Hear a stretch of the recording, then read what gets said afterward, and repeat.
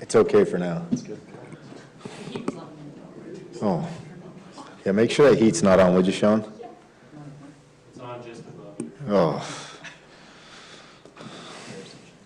All right, we'd like to welcome everyone this evening to Mapleton City Council meeting on Wednesday, May 4th, 2022. We'll begin with an invocation by Councilman Beck and led in the Pledge of Allegiance by Councilmember Egbert. Our dear gracious Heavenly Father, we're grateful for this opportunity we have as a council and a community to meet tonight. We're grateful for all the blessings that we receive from Thee and for the rain and water that we've received lately. Wilt Thou please bless us with Thy Spirit tonight that we'll be guided and receive inspiration. And we're so grateful for our community and help us that we can make decisions that will have positive effects on the community. We love you so much, and we say this in Jesus Christ. Amen. Amen. Please rise and join me in the Pledge of Allegiance. I pledge allegiance to the flag of the United States of America and to the republic for which it stands, one nation, under God, indivisible, with liberty and justice for all.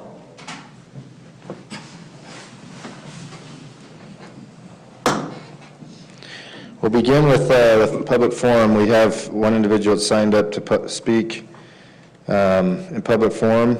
If it's regarding, we have one public hearing item, which is item number 6. If it's regarding that, you're welcome to wait. If not, you're welcome to come forward now. Owen?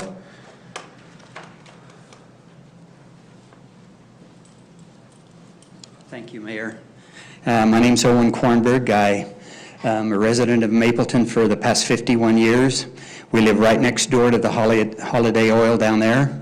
That's a fortunate thing and sometimes unfortunate. But I wanted to speak just briefly on a matter that you'll be discussing later on concerning the intersection there at 1600 West and Highway 89. And Steve was kind enough to show me a little hand-drawn diagram as to what the proposals are. But I just wanted to say this.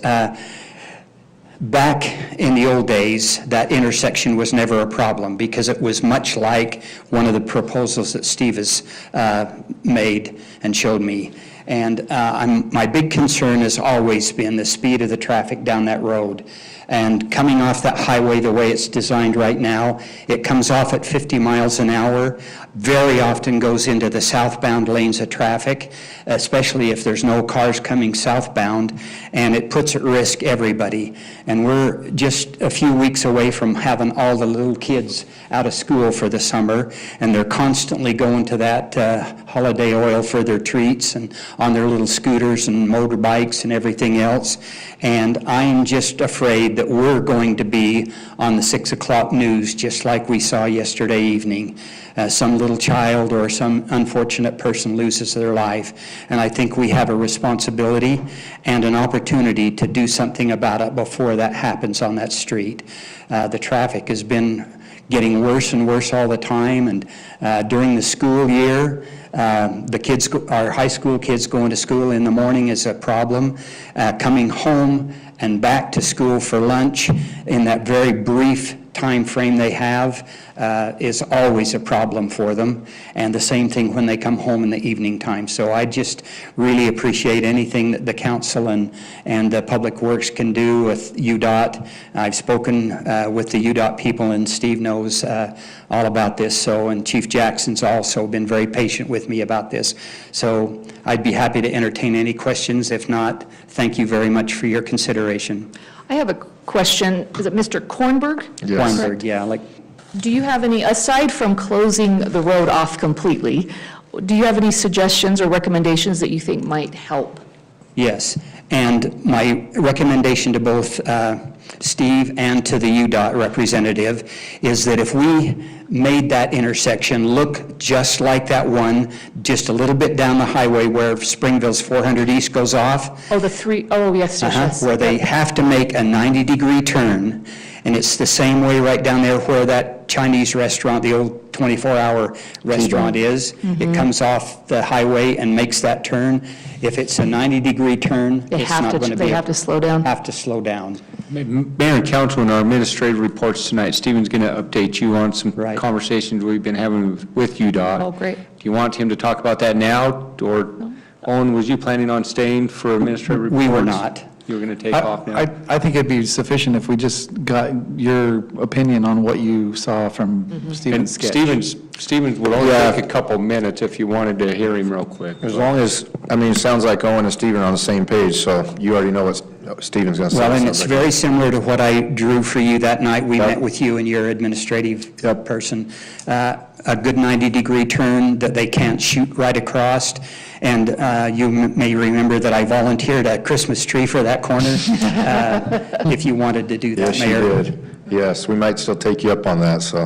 It's just sitting out there in the field waiting for you. Right, good. Already big. Keep taking care of it. Thank you. Okay. As long as, yeah, you get, Stephen's got all the drawings and stuff, that's great. Right, thank you. Thanks, Owen, we appreciate you coming. Thank you.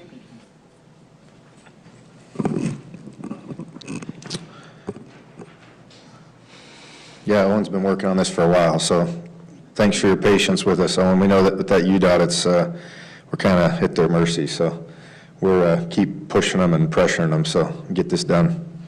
Over all the years, Mayor, you're the first mayor that's ever agreed to actually do something and fix it, so I really appreciate your work. Thank you. All right, let's go to our consent agenda items real quick. And we'll look for a motion to approve the consent agenda items, and we'll move on. Had one question on number 3.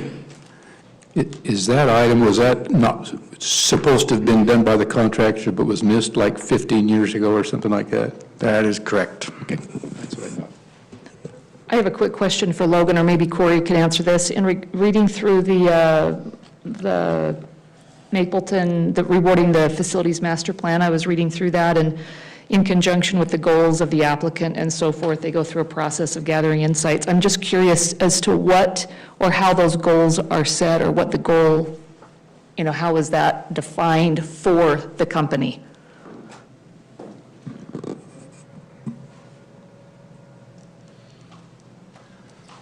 Yeah, that's a great question. So as far as we're understanding, the goals were going to be set by staff internally, so they're going to be meeting with each department to go over needs, Okay. the future growth, what are the wants, what are the absolutes got to have, and then, wish list type stuff, and then take all of that information and compile it. Okay, so just through a preliminary consultation with everybody, got it? Yep. Okay. One of the things we were excited about with this company was, we looked at a couple other cities that they've worked with, and we were really, really impressed with the master plan that they'd put together. And I feel it's going to go really good with us and be in line with what we're looking for too, so. So one of my questions, this is my first time going through a process like this, but how involved is the city council as they do these workshops and these kickoff meetings? Yeah, so we will be meeting as staff quite regularly with them. And then when they're done with the study, then they will come present to council, and then at that point give, feedback, recommendation, and then go that way. Yeah, and one of the things that often happens with these types of plans is there's a steering committee that's put together, and the consultants usually are pretty key at helping us understand who those key people would be. And so that's something that the council would certainly be involved in, and we'll be having as much discussion with you as you want to have. So there'll be plenty of opportunities to guide this study. Probably be good In for other us words- to, go ahead, Dan. In other words, Casey, you can be eyeball deep if you want. I'd like to be Yeah, involved. be yeah. great. That'd be great. What we can do, once we sit down and meet with them now, as we finalize the project moving forward, we can outline when we want to come before the council and give you updates, so that you can kind of see what this phasing, or what this, the timetable is going to be, and so that you'll be aware of where we're at with it throughout the project. And attend the meetings. Right. Yeah. Yep. Okay, thanks, Logan. Yep. Any other questions?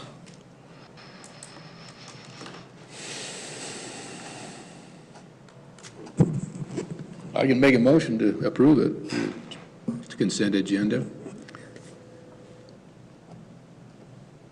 Yep, I'll second that. All right, we have a motion by Councilman Carlson and a second by Councilman Beck. Carlson, yes. Egbert, yes. Beck, yes. Jones, yes. Garrett, yes. Great, we'll move on to item number 5, which is just a discussion item. To review a request to install landscaping within the public right-of-way in front of an existing lot located at 216 North, 1800 East. Mr. Conroy. Thank you, Mr. Mayor, members of the council. So Mr. Rich owns this property on 1800 East. 1800 East, if you're familiar with that area, the road's only about 23 feet wide, but the right-of-way is about 56 feet wide. And so there's kind of this no man's land between the asphalt and the property lines. And so Mr. Rich was interested in improving the look and aesthetics of that area in front of his home and reached out to the city about potentially fencing it or putting boulders there. And we'd indicated to him that that would not be permitted in the public right-of-way, but that he could landscape it. So he began to put some landscaping in, and then we got a call from somebody in the vicinity that was concerned about seeing the pine trees and felt that I think they misunderstood what types of pines they were putting in and were worried that they were going to grow to be, 60, 80 feet tall. And so in our discussions with Mr. Rich, we had indicated that, in the planter strips, the code is very specific that you can't have conifers. This is a little bit different because it's not really a planter strip that's between the sidewalk and the curb. And so for that reason, we really just felt like it'd be important for the council to weigh in on this to make sure that he wasn't doing anything that would be concerning to the council. If you look, this is where he started, so you can see some of the materials that he's began to plant. And then we've included photos of the surrounding area, which is a pretty broad spectrum of what's going on there. Some very tall deciduous trees. You do have pine trees in that right-of-way area, some overgrown hedges, some areas that's just grass, some that's just weeds or asphalt. So his intent is to make it aesthetically pleasing, but just because there was a little bit of the question, because the code isn't really clear on how to handle these areas, we thought we'd bring it to you and make sure you had some input. That's all I had on it. The only question I would have, and I am no tree expert, but as some of these trees grow, what is the likelihood or possibility of the roots in the road, right, eventually? Yeah. Are these the trees that are going to do that? Certainly, that's roots are going to grow. That would be my primary concern is the location, wanting to keep them set back a little ways from the road. And these are not full-grown, they're not going to be large pines. I think Mr. Rich could probably speak to that. Sorry, I think they're 12 to 14 feet is the max of one of them. Okay, so we're not going to have... No, they're meant to be much more ornamental than... Okay, all right. Are these already planted in the concrete? Yeah, and so I think it scared some people because they thought they were going to be like, am I supposed to go? Yeah, would you come up here, sorry, and just, that's okay, just come up, state your name and your favorite food and all that, that's what we usually do. Cameron Rich, mac I'm and just kidding. cheese. Yeah, so they're not like, I think it scared some people because they thought they'd be huge, like Yeah. Colorado blue spruces. These are all like decorative, like Okay. 10 feet. Most of them will only get like this wide. I did plant two that I think people thought were too close to the road, so I pulled them back. I already pulled one back and I'm pulling it back. And then I planted one that I thought would just get a little bit too wide. It wouldn't go into the road, but it would just get a little bit too big, so I pulled that out. But the rest are just like dwarf, whatever. Okay. So, Nice. It's not going to be the roots that grow out 20 feet and rip up the concrete or the road. they're just tiny. Great. Any other questions? I guess there's nothing that blocks foot traffic or bicycles, is there? I mean, that's what I mean. I guess the roads, beyond the asphalt, I guess they're not supposed to be walking, is that? Yeah, I mean, this because it's such a rural, low-traffic area, most of that would happen. There's on the only street. 3 other houses on the whole road. Yeah. Thanks, Cameron, thanks for being here. Yeah. Good job for your first time. Thank you. That's good. Thanks. And Cameron kind of got stuck doing the right thing, right, asking for permission, and that doesn't always happen, as you can see. Sean was very professional through this. I was blasting him with emails, and he was very professional, so I appreciate it. Finally, we've been working on it, so, Every now and then. Finally, a good report. thanks, Cameron. Do we need to do anything else? No, I mean, if you're comfortable with what he's proposed, we'll just move forward. Okay, Yeah. Anybody have any Comfortable. concerns? Looks good to me. all right. Okay, thanks. Great, thanks, Sean. Thanks, Mr. Rich. There's nothing we need to do with the code, is there, I guess? I don't think. We can look at that. We need to look at, we're going to be looking at landscaping standards in general, and this is one we can address. You know, moving forward, we don't have this issue because property line's always going to be back a curb or back a sidewalk or a Right, I was combo. gonna You don't say. have that no man's land, but it's just some of these older ones. We have several areas that kind of have that no man's land, right? So Yeah. it'd be nice to put something formal, so I'm glad you're going to look at Yeah, it. okay, we'll work on that. I think the code should read no man's land. Great.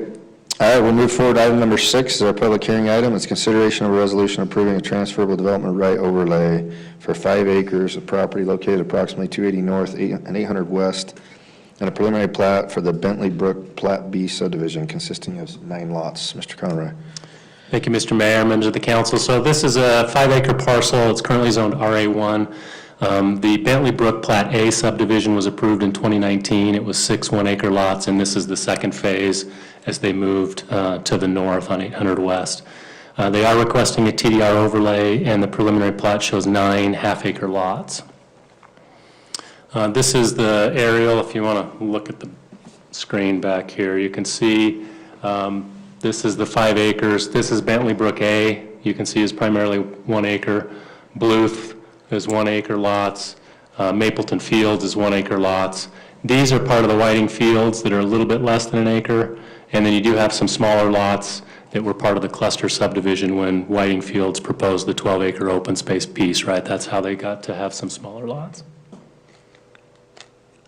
This is the proposed plat layout, just a cul-de-sac with those 9 half-acre lots. The general plan designates the property as low-density residential, which is consistent with the RA1. The RA1 zone does allow potentially for a TDR overlay. And so, but the general plan also encourages considering transitions between adjoining land uses. TDR overlay requests are legislative in nature. That means the commission or the council has very broad discretion to approve, deny, modify. It's really at the city council's discretion. The application was submitted just before we adopted the revised TDR standards. So this project would fall under the old TDR ordinance, which is what we've included in the packet as far as the analysis. The old ordinance did allow for up to doubling of your density, but always did provide the opportunity for council to reduce that if it felt necessary. And there are certain standards to consider, and one of those is the compatibility of adjacent properties and consistency with the general plan. The subdivision ordinance also contains a clause that the council can require lots that are larger than the minimum allowed in a zone if they are concerned about compatibility issues.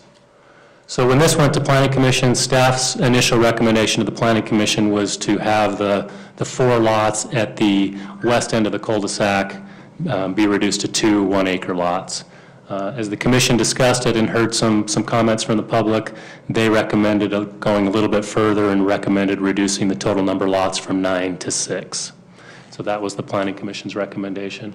As they looked at the plan, they were generally, they didn't require this layout, but this is what they were contemplating, was having, the 1-acre lots at the end of the cul-de-sac, and these 2 lots that are, the corner's a little bit more narrow, so their suggestion was to combine that one as well. And so the staff is supportive of a TDR overlay, but would leave the determination on final density, obviously, to the city council's discretion.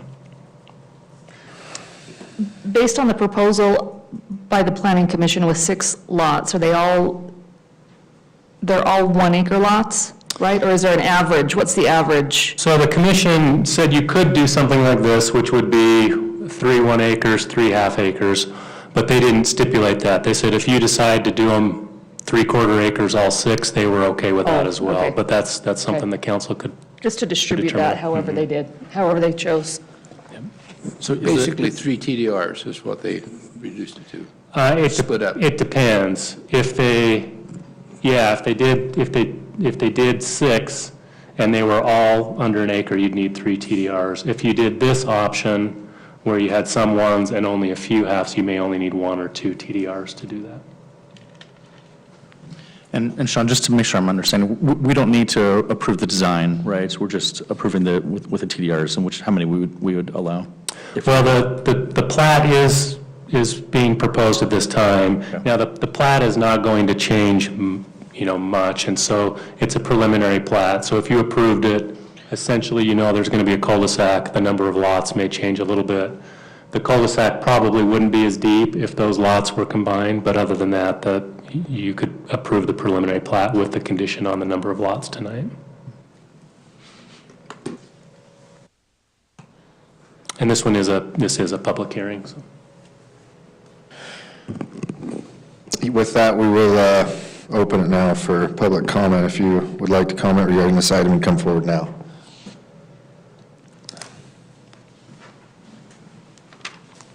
Hey, my name's Joel Warner. I live in the Mapleton Hills subdivision, 1 acre lots. In this past year, we've had around 120 lots approved in that general area with Whiting and Grindstone, all less than 1 acre. And I agree that those lots that adjoin Mapleton Hills should be 1 acre lots, so they're more compatible with our subdivision. And I like the idea of joining those 2 lots so we have a total of 6. I would prefer there were just 1 acre lots along 800 that would be, in line with that Bentley subdivision, but that's what I would like to see. Okay, thanks, Joe. It's getting a little congested over there. The fields are disappearing. That's the Fields, all the open space, horse pasture is leaving. Yeah, it is. Luckily, we saved 12 acres right north of that, but going from 100 Yeah, something to 12 exactly. is a And drastic that change. was a good move, and, we're fine with that. There's going to be growth. People love this area, but they also love the open space and the rural feel and, all that good stuff. That's right. So, okay, that's my input. Thanks, Joe. Appreciate it. If you want to come forward to the pulpit, you're welcome.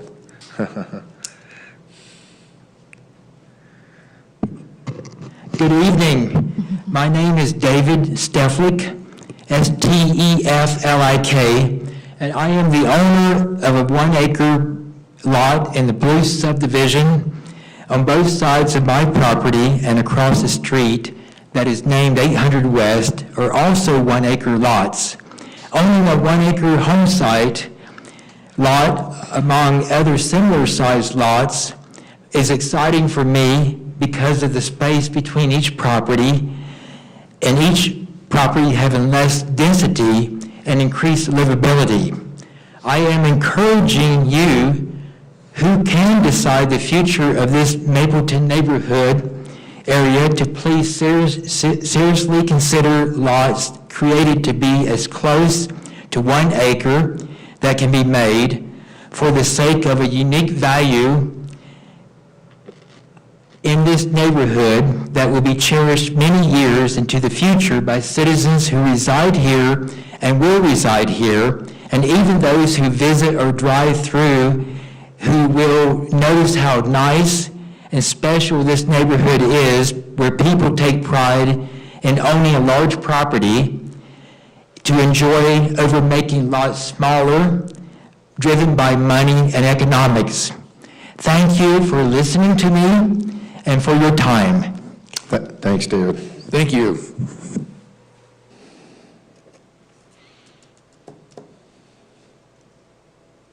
Seeing there are no others, we'll close the public hearing and come back to the council for comments, questions.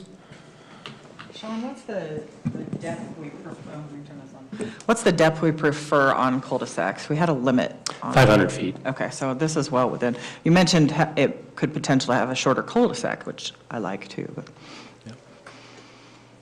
How does the 6 lots compare to our new ordinance, TDR ordinance? That's what the new ordinance would. Basically right at the right threshold, right? Yep. Well, I prefer to function based on the recommendations given by staff, where we are looking at creating buffers. I don't know that I would need to necessarily dictate if it was this format or if they were 6 3/4, but I really like the buffering. I think this is an ideal place for us to preserve some of the open space. It's surrounded by 1 acres. It's consistent. I think the argument for that is appropriate for this particular subdivision. Argument for what? To go to 7.5? Go Or to just keep the 6. ones? Go to 6. 6 individual. A maximum of 6, but how they distribute it, I would defer to the developer. If it's this model that has 3 1-acre lots versus having several 3/4 acres, I'd prefer to see 3/4 acres and not half, so that we do 6 have that. 3/4. Yeah. Yeah. I think my preference is to keep 1 acre lots. There's 1 acre lots all around it. I would like to stay consistent with the general neighborhood. And open space is a big priority of Mapleton residents and in the general plan. So I think that's my preference. I failed to ask is the applicant present, Sean? No? Not here. Okay. So I'm supportive of the 6 lots restriction, but I would prefer that they were more even. Having 3 big 1-acre lots and then a couple of little half acres doesn't sit well. It just seems like it'd be out of place, but I'd rather see it more uniform. So it definitely needs some buffering and some unification for all those 1-acre lots surrounding it, for sure. In the planning commission, they mentioned this as well, but just to clarify, so the 0.8 acre, or the 0.8 acre lots above it, that's just because of the density and the open space that was donated, right? Correct. So those are technically zoned for 1 acre lots. Yeah, they did use TDRs in that development as well, but that's how they got the smaller than the half acres in addition to that.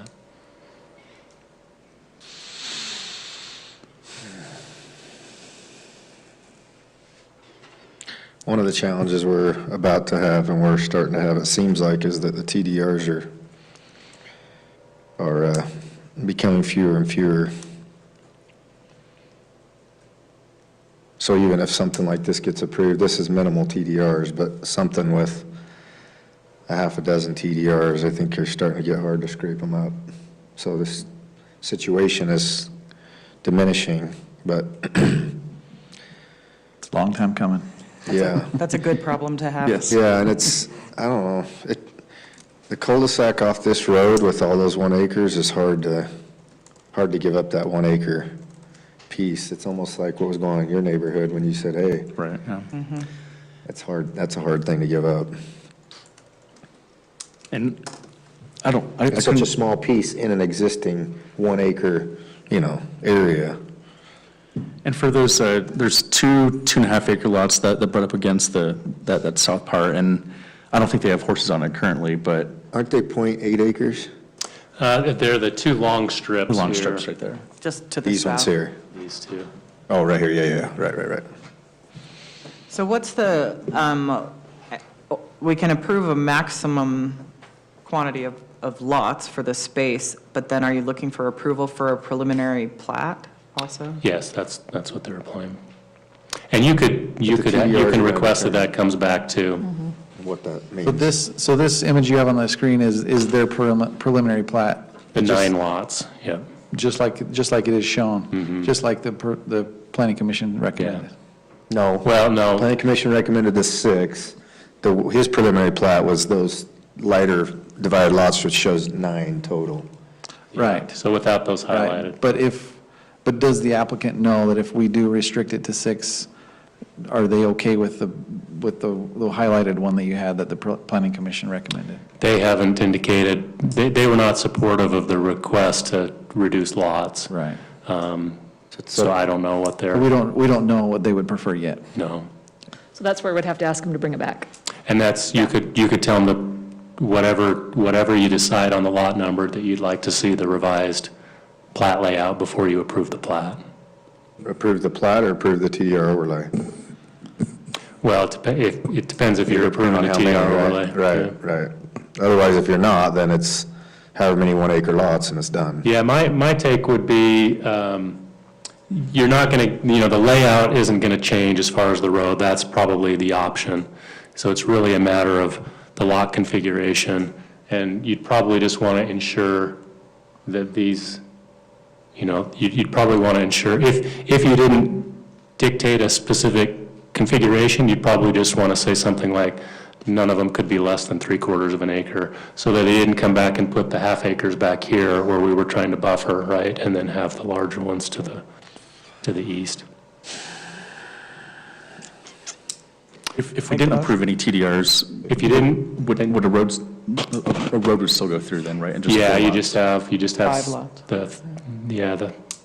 the 4 or 5 lots in there is on. I think so. So we could limit it to 3/4 of an acre lot size or larger.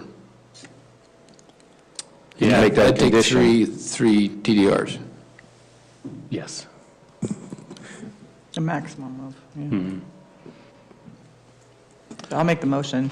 I move that we approve the resolution for a TDR overlay for the 5 acres of property located approximately 280 north, 800 west, with the conditions that no more than a maximum of 6 lots be permitted, and that those lots must be a minimum of 3/4 acre each. Second. A motion by Councilmember Egbert and a second by Councilman Garrett. Egbert, yes. Beck, no. Jones, yes. Garrett, yes. Carlson, yes. All right. Do we need to make a motion about them returning with the plat as well? Or is it assumed by this? Yeah, it's up to you. I don't think there's much need to Yeah, I think probably with bring the plat back. It's I think with the pretty, condition of 3/4 minimum, I don't that think. you would just move forward that's with the not needed, preliminary plan. Yep. Okay. Great, we'll move forward with our last item, which is an action item, to adopt the fiscal year 2022-2023 tentative budget and move to set a public hearing for June 1st, 2022 to adopt the fiscal year 2022-2023 budget and set a public hearing to adopt the certified tax rate. Mr. Euler. Thank you, Mayor. You almost had that in one breath. Almost. Now, if you can just get your own presentation in one breath.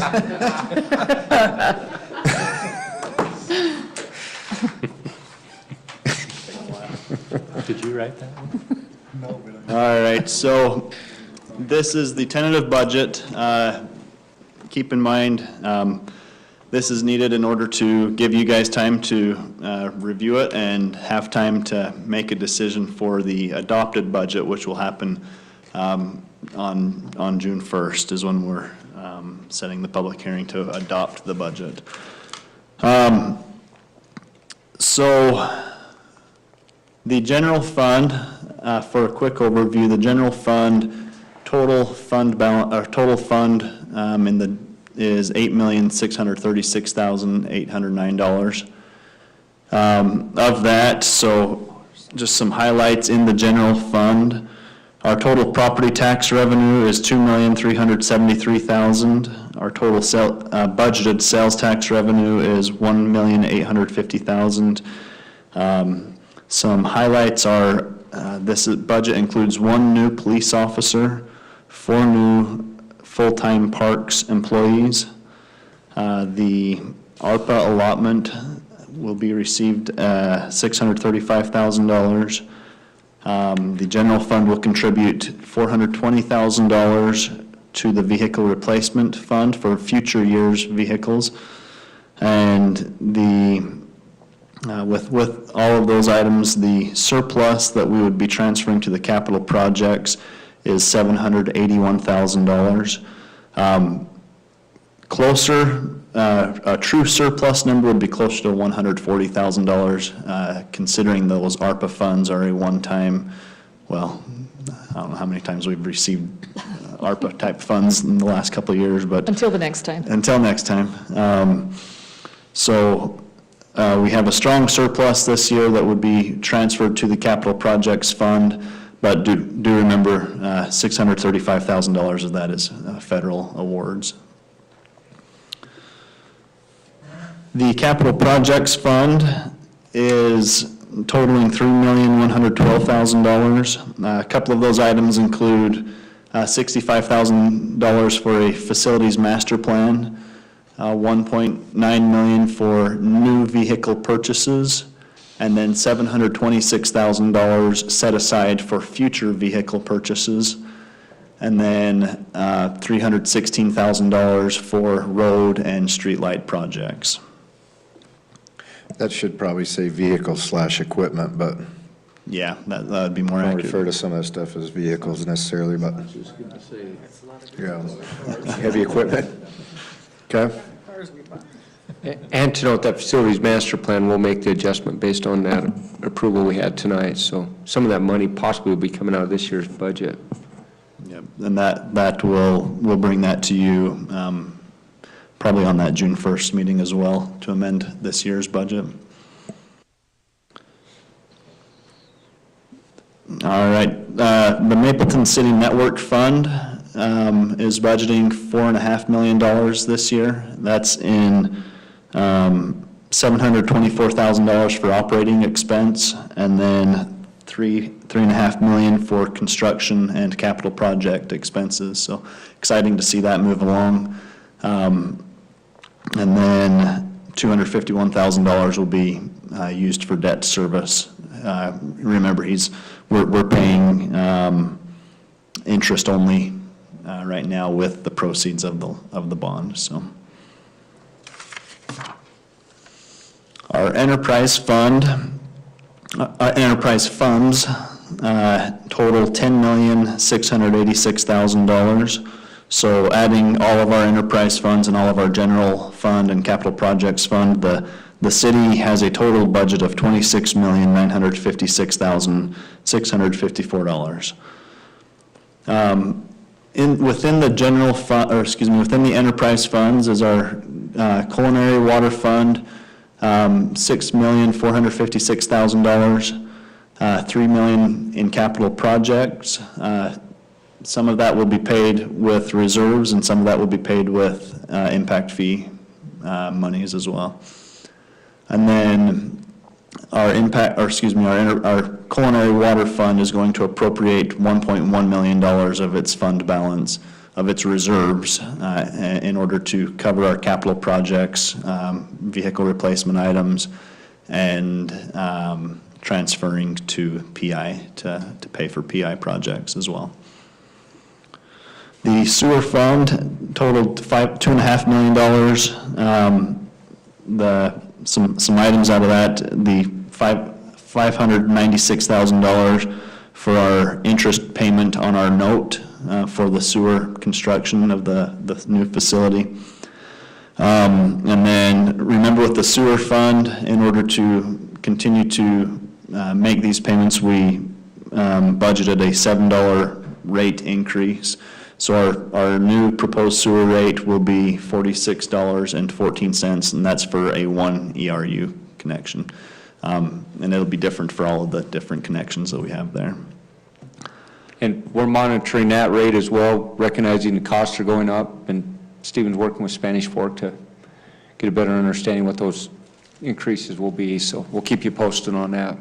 Fortunately, we bonded for more than we thought we originally needed. We didn't bond.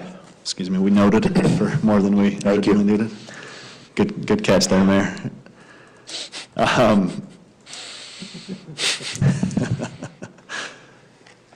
The pressurized irrigation fund, totaled expenses were $1,331,000.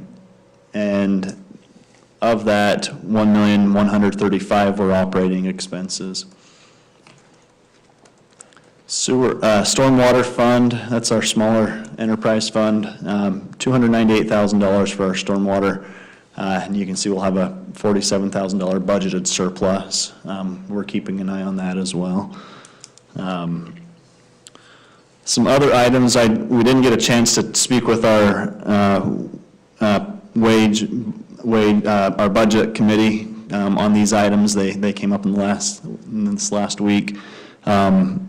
But some items that are not on the tentative budget but will be on the proposed adopted budget. another position for a public works operator. That expense will be spread throughout all the enterprise funds. And then a pressurized irrigation capital project of $150,000. This is an exciting project as it will save us long-term expenses within the pressurized irrigation fund and will help cut those expenses pretty significantly in the future. And this is tied to that item you approved tonight, to moving forward with the master plans, Consent agenda. or the model. And then police body cameras, Chief will touch on this a little bit later, but we are in need of some police body cameras, $100,000 to $115,000, and those will be paid for with annexation and impact fees. And with that, I'll turn it over for any questions.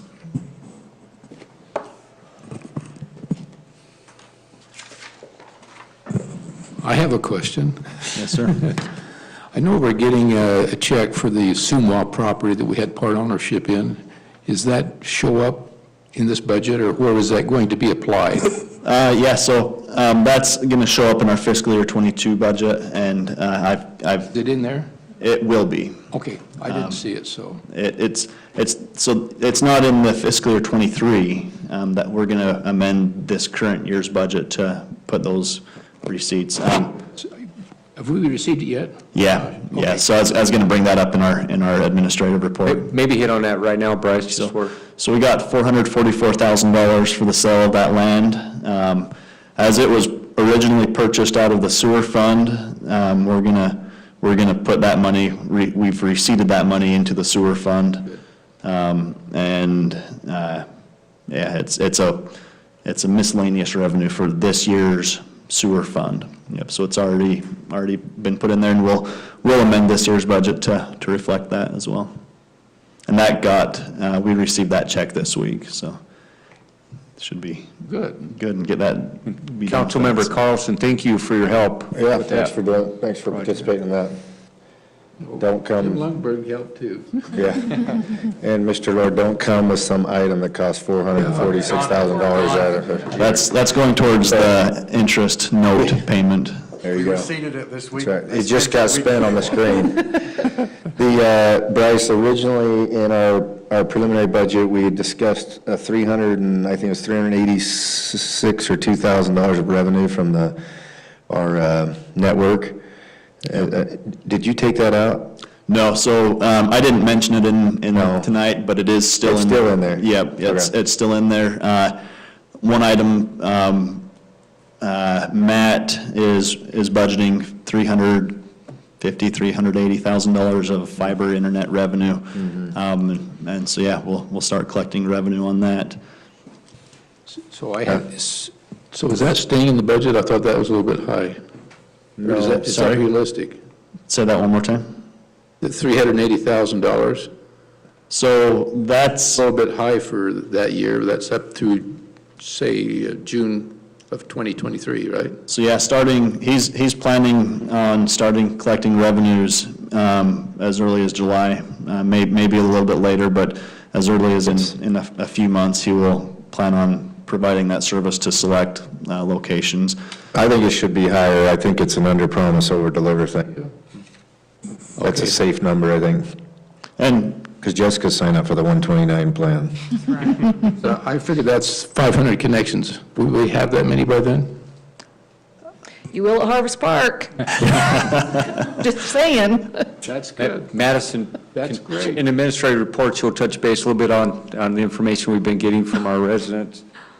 And do you want to hear that real quick while we're on that topic? No. Nope, wait it Finish out. your item, Bryce. Nice teaser, though. so the revenues for that, for budget purposes, are not necessary. The budgets, or the fund is not relying on those revenues. It's still relying on the capitalized interest payments from the bond. So this is just honey on top of it, so. I understand.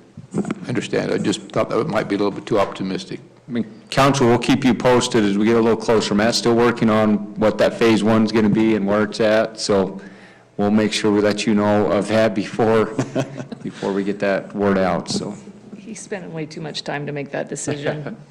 We all know where it will start. That's because we're all lobbying behind the I scenes.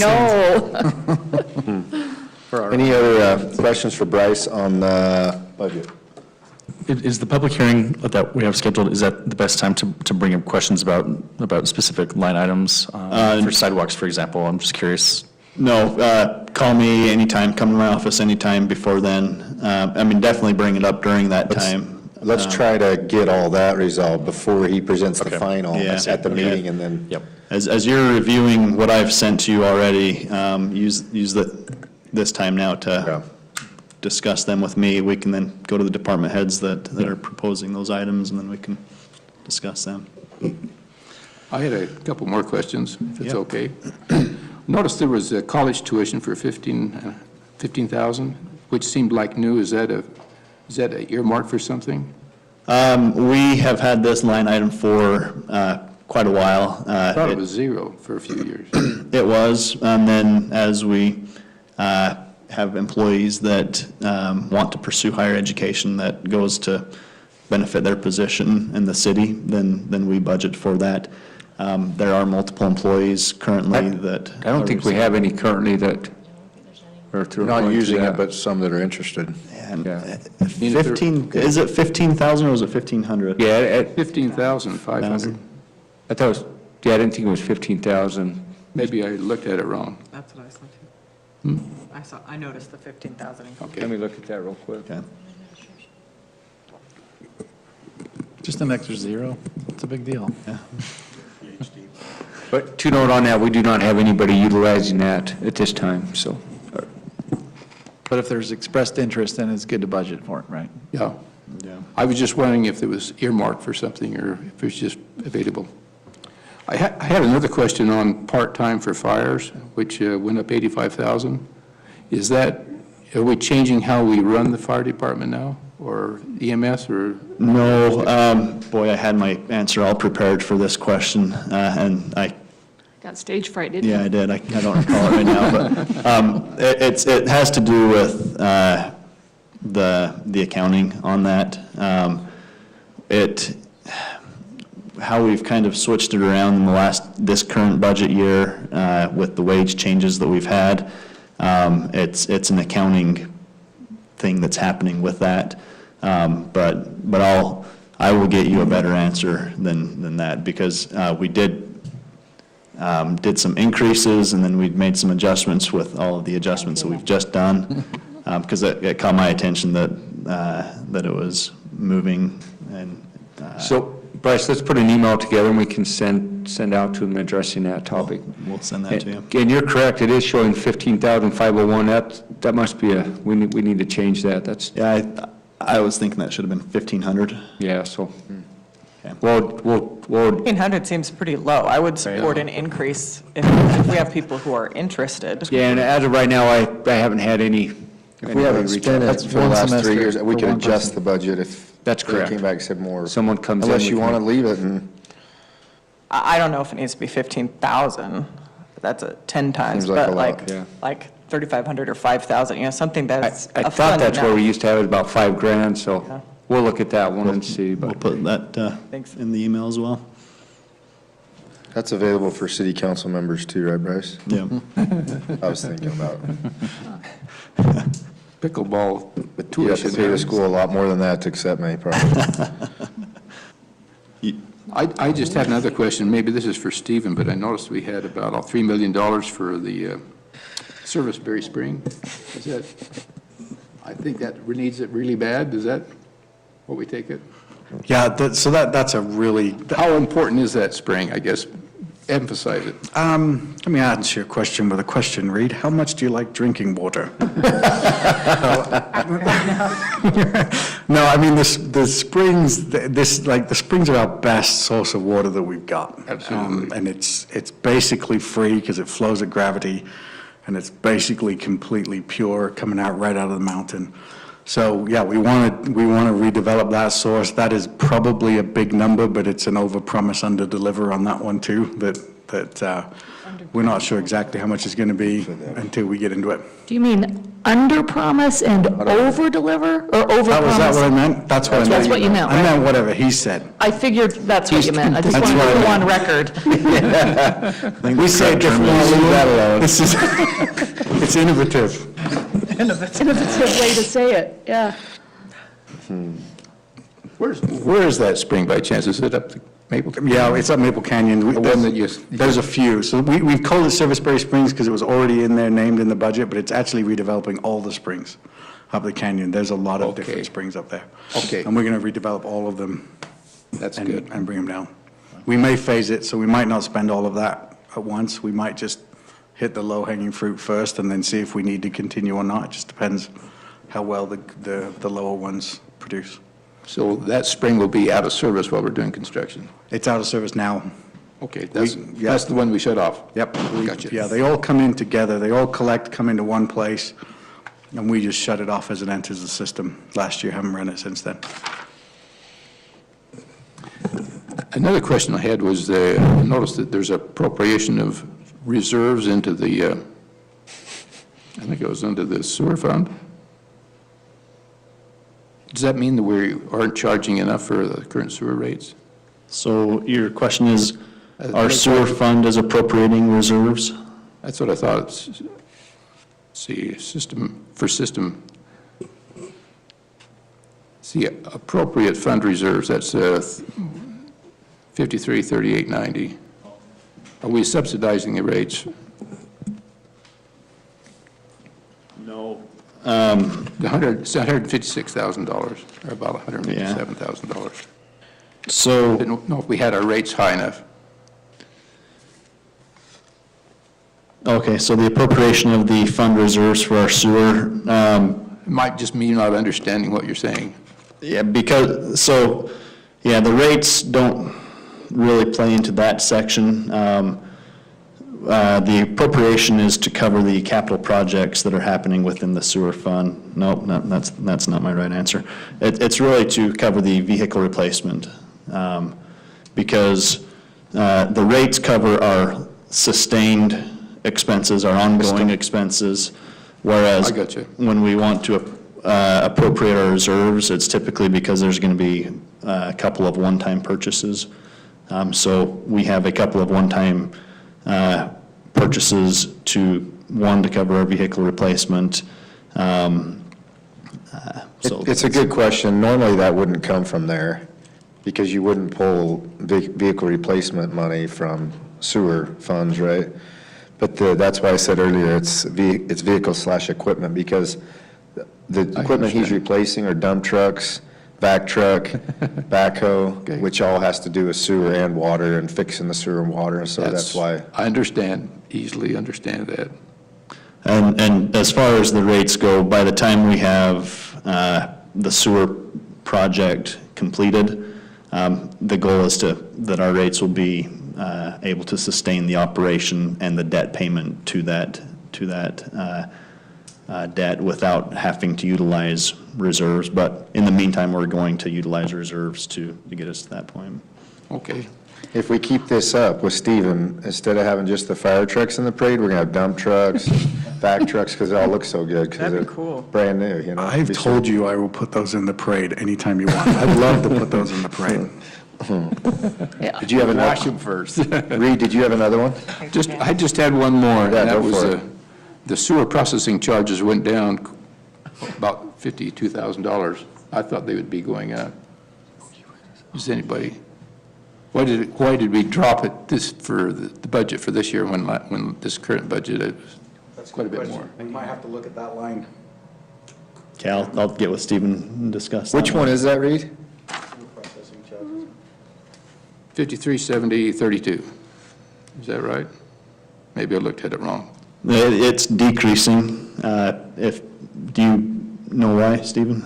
It shouldn't be, so that's probably a mistake. Okay, I'll get with Stephen and we'll work on that one afterwards. Okay. I'll make a motion to adopt the fiscal year 2022-23 tentative budget and to set a public hearing date for June 1st, 2022 to adopt the fiscal year budget and set a public hearing to adopt the certified tax rate. Second. A motion by Councilmember Jones and a second by Councilman Garrett. Beck, yes. Jones, yes. Garrett, yes. Carlson, yes. Egbert, yes. Great, thanks, Bryce. Thank you. Appreciate it. And thank you, Budget Committee, for working through this. Now we'll all go to work on it.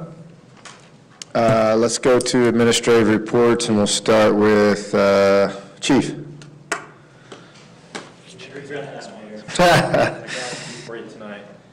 First off, let me expand a little bit on what Bryce was just talking about with body cams. You remember a couple months ago, I kind of gave you a little bit of a heads up on that. This one's on me for not getting this to you a little bit quicker. I didn't realize the dire need of the body cams until recently, and they're worse than I thought. We had a very significant first-degree felony case happen over the weekend, and our officer's body cam died in the middle of the interview. Luckily got what we needed on that case, so we're going to come out okay there. But you probably noticed and looked at the body cam number and went, holy crud, there's no way a body cam costs that much. I will give you a better detailed report of what is entailed in that, but real briefly, it's body cams and in-car cameras that match, and storage and redacting software for all of the officers. So it's incredibly expensive. I get it. It drives me crazy. But when it comes to cases they had over the weekend, and for me, when I have an allegation against an officer, body cams are gold. So I will get that a little bit more follow-up there. Sorry to you guys, but the cost of just doing stuff just continues to go up. So let me give you a couple more areas of cost that we have. As the board of the animal shelter, every city's cost is going up this year, just based on keeping employees at the animal shelter. Our costs are mostly based on how many animals we take there at a time. And we're right in line with Salem and Santaquin. Our numbers are just the same, of comparable sizes.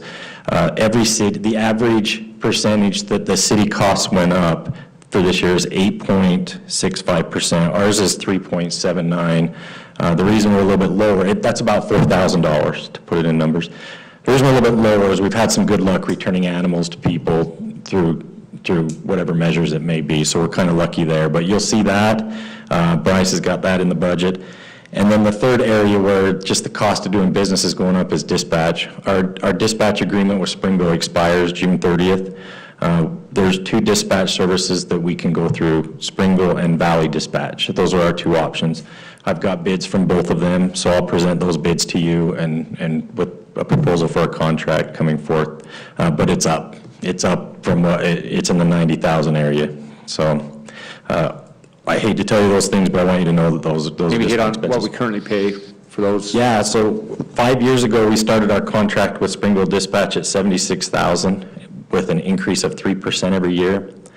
Looks like this one's going to start out at $92,000 based on the federal rate each year. So Last year, we were what, about 83-ish? we're right at 90 at Right the at end of the 5-year agreement. So, and Valley's came in at $106,000 to start. So it's a lot of money, I know, but so. All right, let's be done talking money for just a minute. A couple things. Last Friday night, Andrew Hill graduated from the academy. He was recognized for the Firearms Award, so he got that. Pretty neat ceremony with his family. We were going to swear him in tonight, but he's doing his certification to drive an emergency vehicle at night in the dark. So we will do that at our next meeting. So he's good to go. A couple other things. You've seen that we started to publicize our youth police academy that we're going to do. We have 11 people registered now. We're going to stop at 16. So that's moving along pretty good. And thanks, Madison, for helping us get that going. Last week, you guys came and saw Special Needs Night.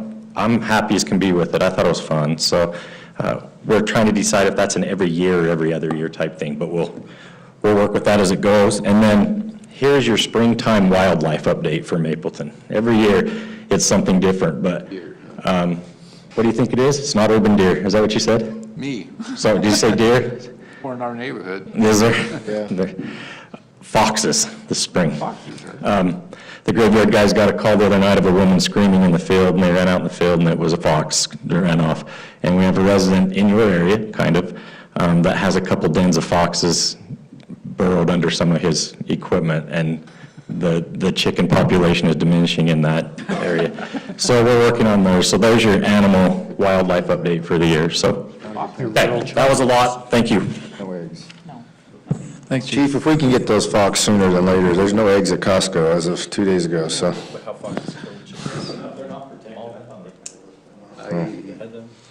I've got some on camera. All right, thanks, Chief. We'll go to Logan. Just a reminder, opening day parade is on Saturday, so come cheer Casey on. He'll be there yelling. So that's it for me. Okay. Thanks, Logan. Bryce, you have anything after that? Long presentation? Okay, thanks. Let's go to, well, Madison's probably got more. Let's go to Sean. Nothing for me. Mr. Lord. Okay, I got one that you'll need to look at. Okay, so this is the, this is the project that we were talking about with Owen a little bit earlier. So we've got 3 concepts. UDOT's put these together, and I just wanted you to take a look at them and see if there's a particular direction you want to go. I'll tell you where we are with this.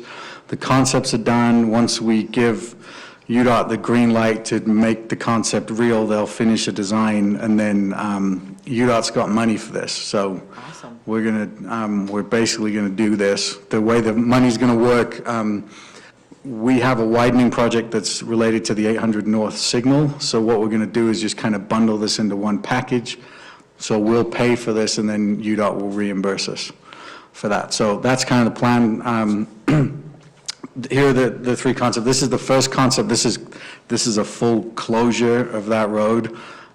This is nobody wants to do this one. So I'll leave it there. We can talk about it, but we shouldn't do it. Okay, concept 2, this is obviously doing exactly what Owen said. You can see where the white striped line is, making that 90-degree turn, eliminating people's ability to just fly right through there. The little cutout you see that goes around the tree, the homeowner that you can see in the house at the bottom of the screen there, he's got a pasture in his backyard, and he pulls a horse trailer and everything back there.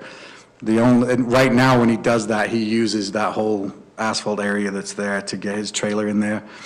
So in order to make this work, we have to provide him with that little hammerhead to be able to get in his horse trailer.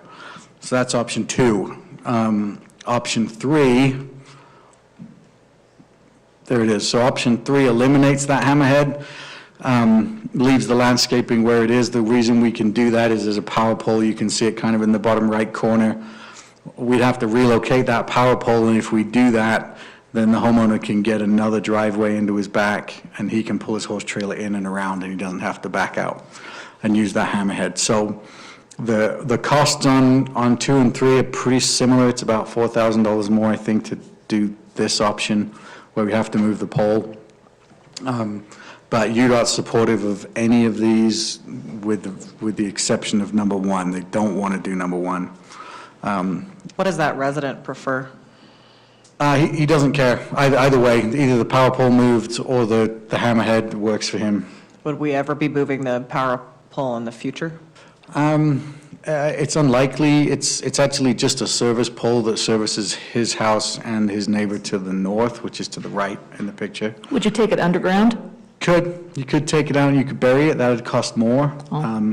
If we were to do that, typically how my experience with UDOT, if we said, hey, we want to take this and bury it, UDOT would most likely come back to us and say, that's fine, city covers the difference between. I think that pole's been hit a few times.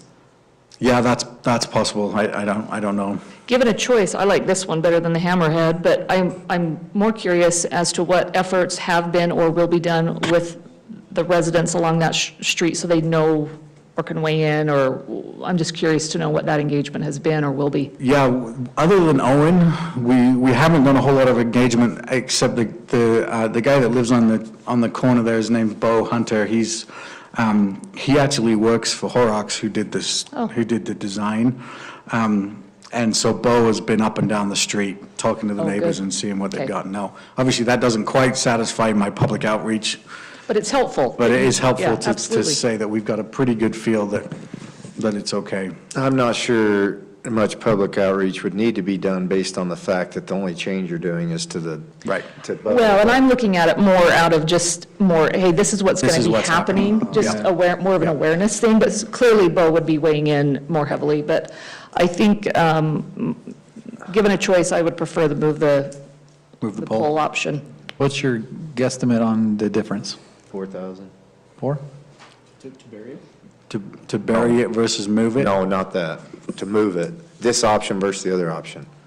So it's- I mean, If we would with the difference that we would pay for burying it. That's a really good question, though, and I don't have a good answer for you, but I can find that out. I'd be curious to bury it. I mean, if we Yeah. could, if it was, made sense to do And it. we can certainly price them both out. We'll tell Rocky Mountain Power Rocky Mountain Power will do that project and design, and they'll do the move, but we'll just have to pay them. So when we price it out, we'll get both options and see. Sounds good. So that's. This is better than the Hammerhead, I think, yeah. I do too. Yeah, I agree. Yeah, and that's my preference too. I think this makes sense. And we'll landscape that. We'll decide what that looks like. Logan will have some input on. I thought we already heard there was going to be a Christmas tree there. It could be a Christmas tree there if you want it to be. There's whatever, we'll figure that out when we get through the design. The other thing, just to kind of jump back to 800 North, is the other thing for me, just to tell you where we are. If you drive by that intersection right now in the Fizz, you'll see survey stakes. If you want to get out and look at them, you can. The pink ones are right-of-way, the orange ones are signal poles. So that's just a preliminary layout. We laid that out so that the property owners can see it, and also the utility companies can see where they need to move. I've met with Rocky Mountain Power and Comcast. They're both on board with moving their utilities. CenturyLink, I think, is How did the one property that's- owners feel about it? The floral shop and the Fizz? You want to talk to that, Sean? You talked to them about it? Yeah, two are firm that yes, they'll participate. One most likely will. The fourth, we can't get in touch with. They live in Virginia. I think I have his number. I've called. You got his number? He called me once back and I wasn't in, and I've called and he hasn't responded. So if somebody knows him, that may help. You ready to take a trip to Virginia? Yeah. Road trip. It's a good idea, Stephen. We could do it. Yep, we could do that. UDOT won't cover that cost either. We can't squeeze that. It's awesome that something's going to happen. I mean, we Yeah, have it's talked about gonna- it for a long time, and that we aren't footing the entire bill for it. Yeah. I appreciate that. I mean, Owens worked on this longer than anybody, and then Chief Jackson even, just about as long, and then I picked it up on my second day at Mapleton, and here we are, so. How long have we been asking UDOT to cover the cost for this? That's a great question. Since before I picked it up, I think Owen has had He's conversations been with begging him. UDOT for years. Gary had conversations. I remember Gary having an agenda item in 2014. Can we And the answer has always been, do it to no, second? if the city wants to do anything, they'll have to do it. That's right. So, Great, that's great news on 800 North too. Yeah. There's been some serious accidents there that Yep. probably be avoided with that light, so. yeah, so with 800 North, thanks for taking me back there. We're working on procuring the right-of-way. That's kind of the first step. Once that's done, we'll do the widening, which we're taking care of. That I'm anticipating would probably start optimistically at the end of June, more likely the beginning of August. And then the signal itself, we hope this year.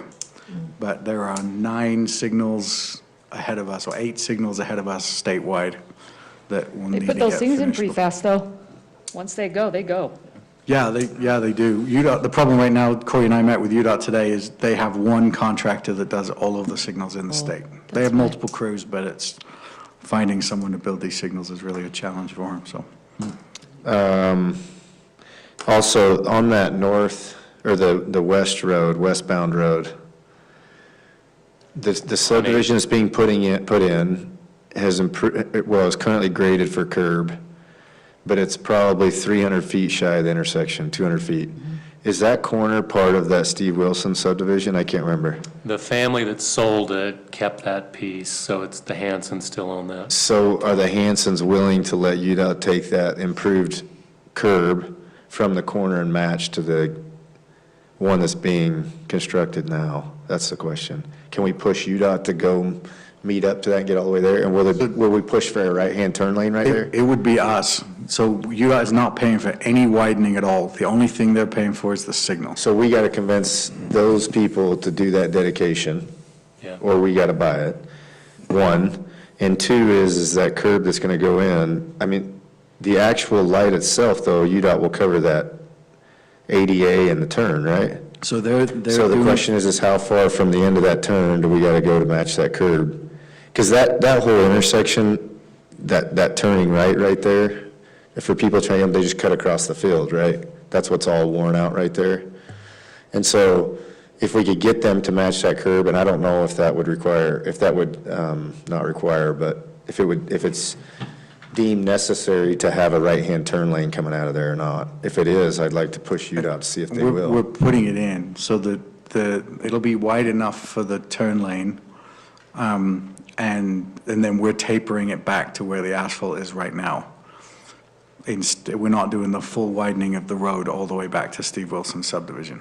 Oh, all right. But it'll taper, it'll give us the Yeah, so we've right-hand got turn the lane. turn lane That's length, fine, yeah. and then the taper back. But the curb and gutter does stop at the curb return. There's no curb and gutter on that. It's just, we're going to the edge of asphalt. I think the family is actively looking to develop that piece, so hopefully okay. it'll finish out. soon. Hopefully. All right. That's it for me. Great. Thanks, Stephen. All right, Reed. We held the groundbreaking ceremony for the new solid waste treatment plant. Things are underway. Construction's going ahead. So far, so good.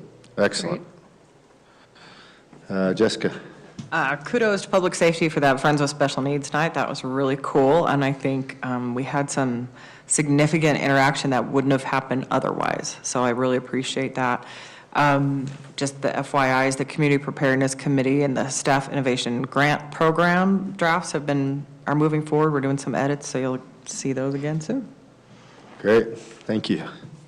For NYCC, they really enjoyed participating in the CERT drill a couple Saturdays ago.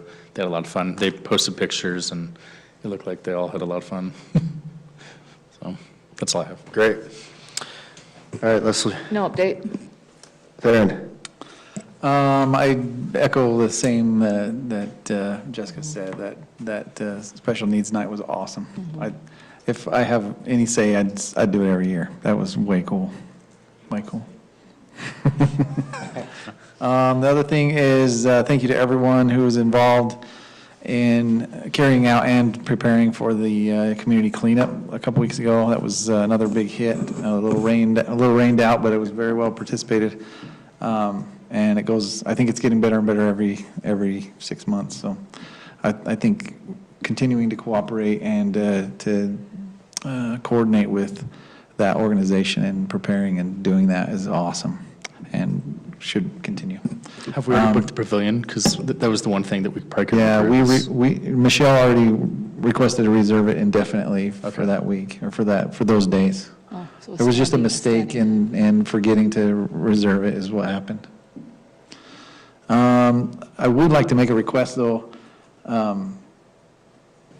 For 3 years, I've manned the dumpsters that morning during the cleanup, because prior years, it became a crazy, chaotic mess with people just throwing things on the ground. You want to reserve it for the next 3 years? I don't mind doing it. I actually love doing it. It's fun. I meet a whole bunch of different people coming in, dumping the loads, and then I get to help them unload their trailers. The request I have is, though, to staff a staff member with a front-end loader there, because I counted a total of 11 dumpster exchanges that morning, just from 9 to noon. Yeah. Exchanges, swapping them 11 out? exchanges. Wow. And we could have reduced that by half if we had a loader to smash them down, because you can't go above the flush line at the top so that they can cover them for transport. I was in there jumping up as hard as I could, as much as I weigh, smashing them down. But a loader would do a lot better job. And I'd be happy to operate that loader if we don't have staffing. Yeah, I think we can staff it. Theron called me that morning, and I just didn't have anybody that could do it. But next year, if we plan for it, I think we can do that. We'll have a brand-new front-end loader, so we can do it. I do want to operate it then. That's the justification. Did we have enough dumpsters? Did you feel that was? Yeah, I mean, it was almost, those guys were hopping. They did a phenomenal job. Matter of fact, I gave the drivers kudos every time they came because it was like just as the 3-4 dumpsters were just brimming, they would show up with another one. It was like clockwork. But they were also doing the exact same thing with Springville. Oh, they were Yeah. busy. They really performed well. But we wouldn't have to tax them that hard if we could smash it down a little bit. Point, that really is a good idea. Great. Thanks, Darren. Any more? I did have one more question.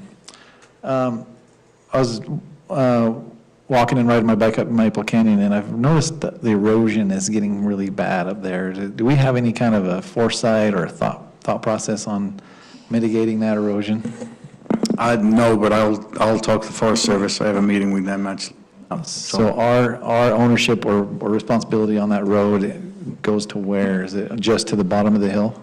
That's a good question. I don't know it's a little debatable. exactly where it is. Talking the concern of the road itself? or the Concern of hillside? concern of the erosion encroaching on the Down road into the- itself. Gotcha. On the On road. the left side going up. Yeah, on the north side of the road, almost all the way up, yeah. Yeah. It's getting bad. It's scary. We can bring that up to them. Yeah, I'll talk to the Forest Service about that. Okay. That's all I had. Great, thanks, Darren. Camille? All right. Corey? Two things. One is our next scheduled city council meeting on the 18th. We'd like to cancel that meeting. I know there's a few of you that's going to be out of town, as well as we're getting close to the school end. I know you're busy with activities with that. We'd so- like to do a standing ovation, or? Yeah, that's right, there you go. So the game plan would be, our next meeting would be on June 1st. However, Madison sent you an email here within the last hour, and she'll talk about that, of a meeting we'd like to hold with this rebranding that's coming up. And then also piggybacking on what Councilmember Egbert talked about with the committees. As you recall, in our last council meeting, we had that item as far as the proposal with the committee. Since then, I've talked to a few of the council who have been working with as a liaison to some of the department heads with some ideas on this committee and how to move forward with it. So what we're proposing, currently we have an ordinance, it's got a few committees that are listed within the city code. Our proposal is to go in there and eliminate those and just have a paragraph that just addresses our support of committees, and that then we'd establish a community committee plan for each committee that we're going to have.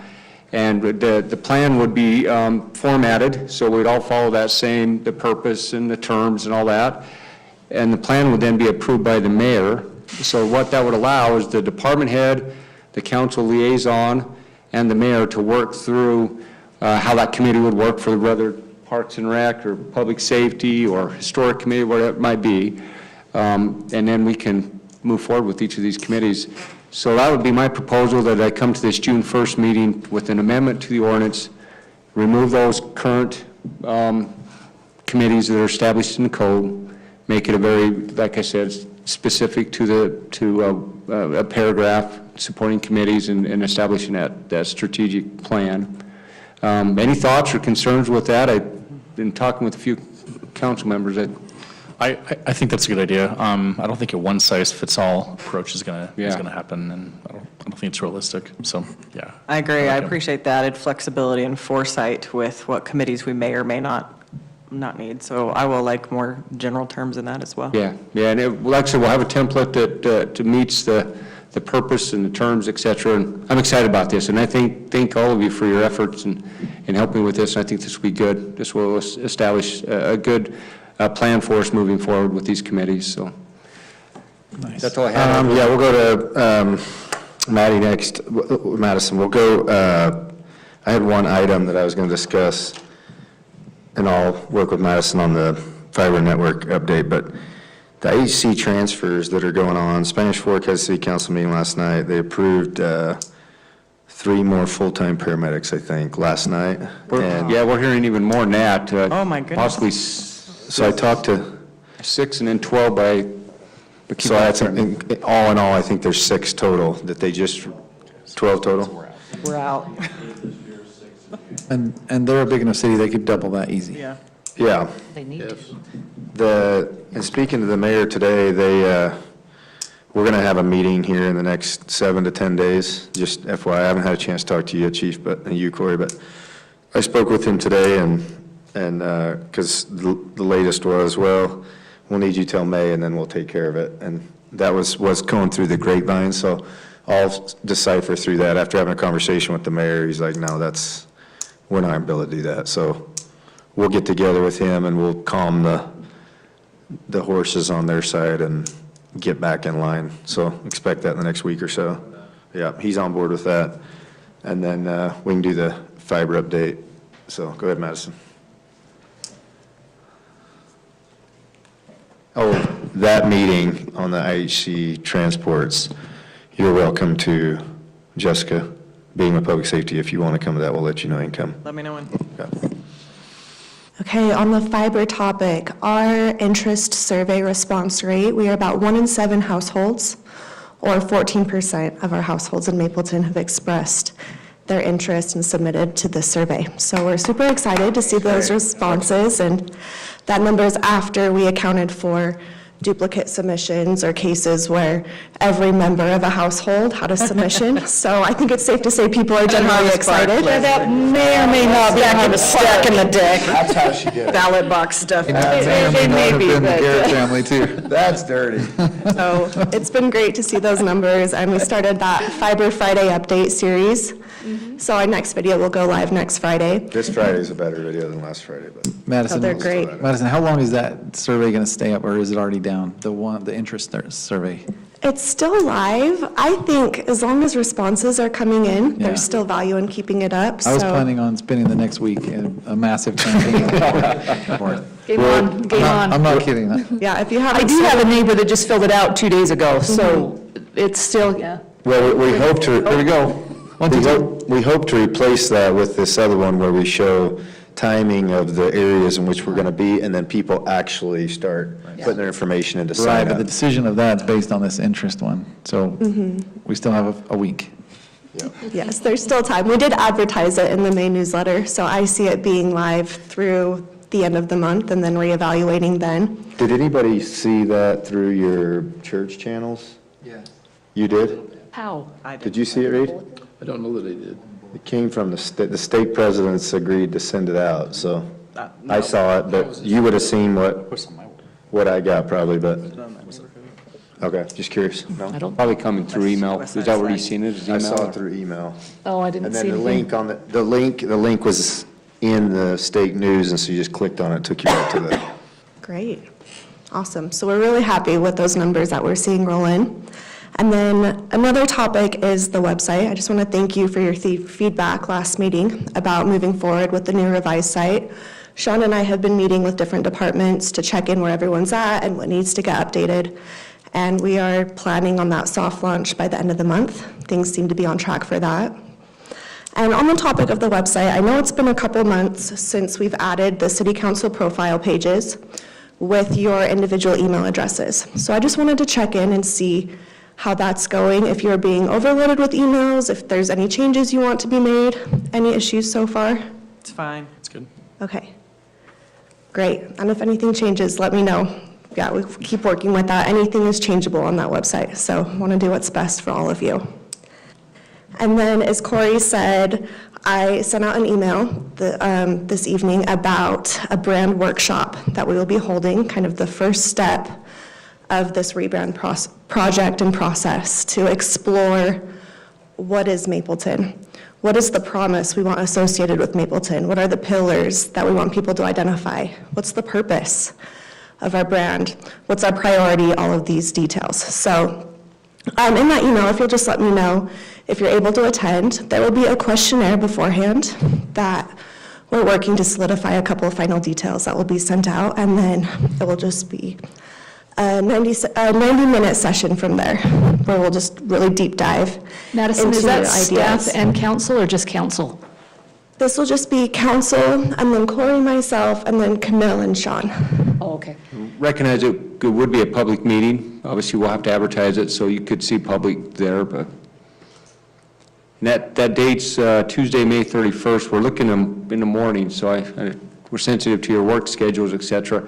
It would be nice, we would like to get all of you here, so we'd like it to be not that we're saying that's the day and time, we're actually saying, will that work for you, so that, I do have a standing staff meeting that morning with my boss Okay. every Tuesday, but it would be a good excuse to get out of that. So. Yeah, and I was going to say. And that's for the record, let's be On YouTube. There we go, boss.